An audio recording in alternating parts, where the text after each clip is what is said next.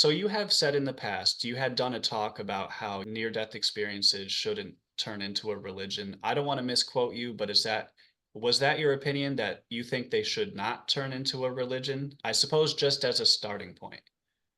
Yes, that's exactly what I said, and it's exactly what I mean. Would you say that the primary reason for a religion is to provide answers for the afterlife? I know some people argue that religion is about morals and values. I kind of see that as secondary, to be completely honest. I feel as though the primary reason for a religion is to provide answers about the afterlife.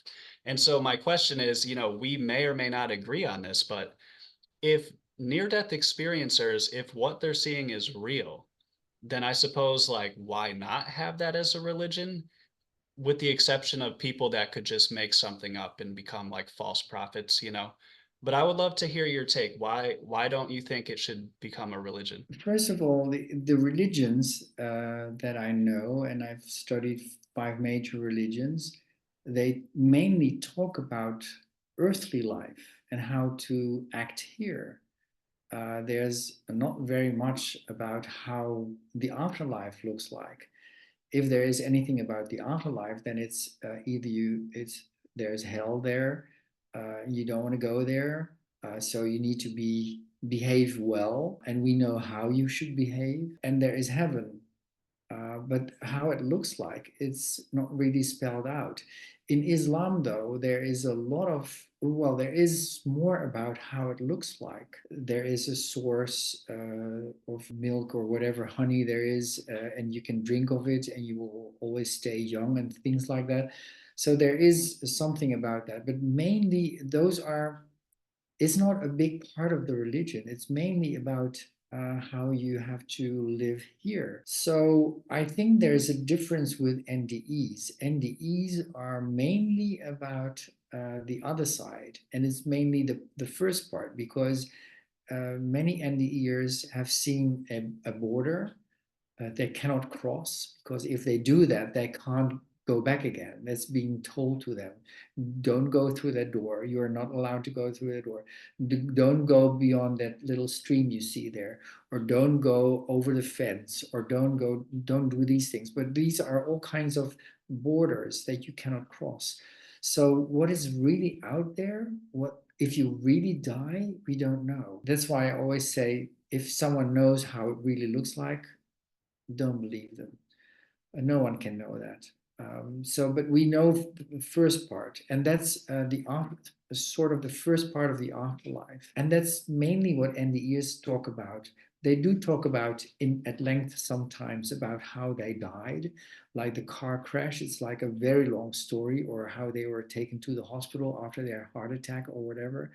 But the main thing is what they experienced in this other worldly environment. So that makes it different, maybe with respect to religions. But where I said, don't turn it into a religion, is more like in religions, people say they know how things work and how it is. There's a dogma coming from it.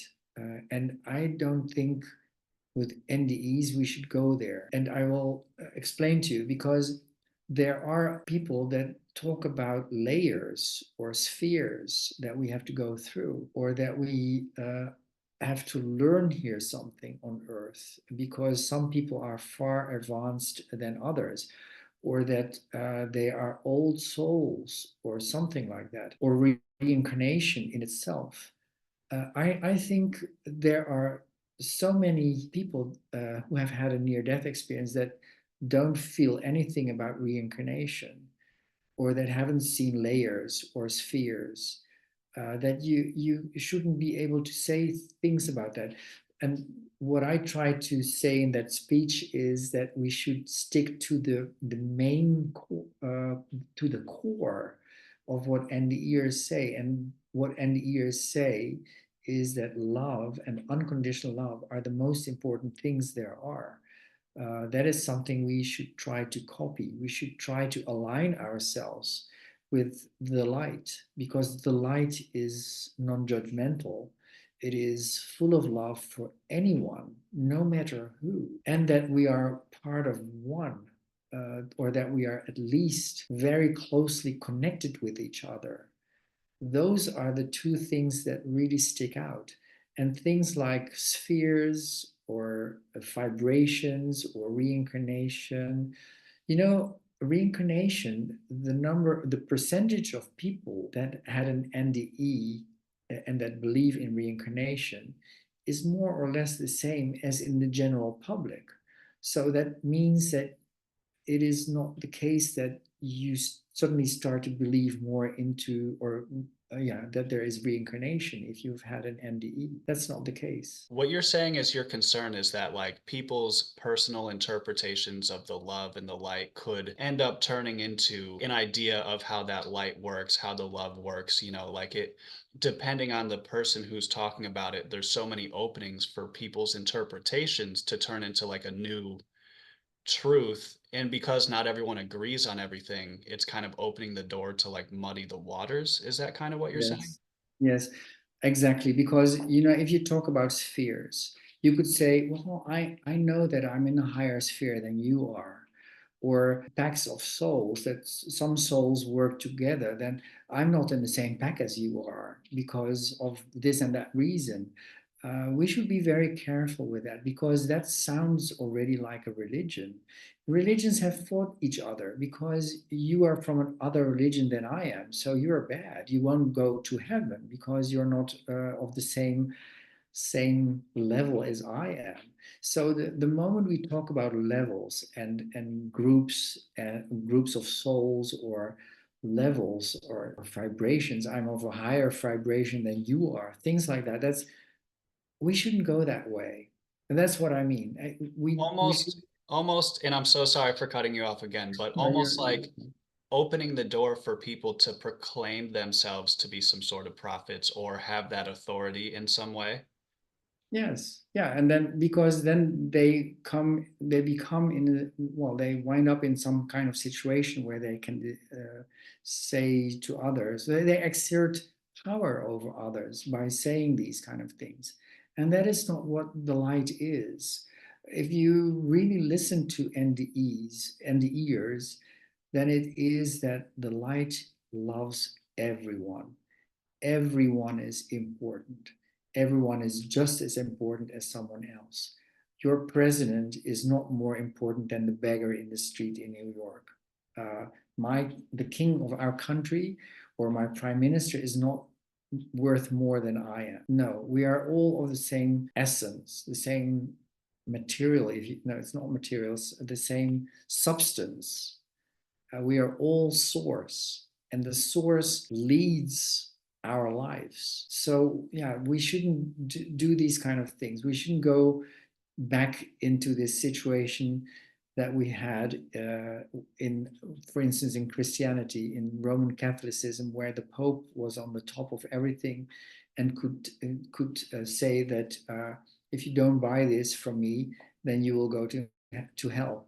Things like that. We shouldn't go that way. Not even close. Not even close. I came into this thinking there was like some things that we actually disagree on, but the more you kind of explain it, I actually agree with you more than I realized. Like I said, I do still want to emphasize, I think the primary, if there was a problem with it, I think it's like, people appointing themselves in places of authority, false prophets. I do already think with near death experiences, I think it's such an unchallenged field. Not to say that a lot of people are lying, but I started to realize like it's so unchallenged because it would be socially inappropriate to where I believe the door has been opened for anyone to claim anything at any time, and who's going to really challenge them. I mean, by now there's got to be at least one or two people that are at the very least sprinkling in extra details. And God forbid, I suppose, if it did turn into a religion, now these people are apparently, they're the all knowing, they've seen the light and stuff. So the unfortunate part about that is that I believe most of them are telling the truth, like flat out. But the more people that want to sprinkle in extra stuff or hop on the bandwagon because they know they're not going to be challenged, where does that lead? Like, does that lead into the people who are telling the truth being almost discredited because now you have all these like charlatans out there? That's kind of my take on it. But to be clear, I do believe, 99% of the people, you know? Let me just give you an example. I read an NDE story somewhere, and I knew immediately that was false because this NDEer said that she was in a hospital in New York recovering while she had her NDE there. And then Jesus came to her. Well, Jesus is oftentimes seen in NDEs, but so are deities of other religions like Krishna or Al Mahdi in Islam. But Jesus came to her and said, I'm so saddened by this city, New York, because there is so much, many people just openly gay. And I thought, when I heard that, it really gave me a lot of pain because that I knew immediately that's not the real one. Because what I understand from all the NDEs that I read is that there is only love and there's love for everyone. There are even stories of NDEers, and there's a whole book about NDEers that are gay that have had such nice experience, such a beautiful experience, where they even met their grandparents. This woman, she met her grandparents, and they said to her, so the grandparents were already dead, and she met them in the NDE, and the grandparents said, we are so sorry for the way we treated you because you must have had a very difficult time in our family in this particular part of our country where we were very religious and we gave you so much pain. And then, well, she accepted those apologies sort of, and she went off uh, for the rest of her NDE. And then she saw Jesus. And Jesus, she asked Jesus, will you still love me knowing that I'm gay? And then the answer was, of course, my child. And I love you, I love you, I love you. 3 times he said that, and then embraced her in such a wonderful embrace and took her through the universe. And there are more of these stories. So if you read a story where there is a demeaning of a person or a group of people or whatever, you know immediately that's not the real NDE. That cannot be the real NDE. It's kind of funny you bring that up because even Christianity, or well, I'm not a religion expert, so I don't know if it's Christianity or Catholicism, but one of the two, perhaps both, you know, they seem to be kind of changing the rules around too. Isn't that kind of interesting? Like, makes you kind of wonder, you know, how many times has their rule book changed over time? So I guess that's like a rhetorical question, you know.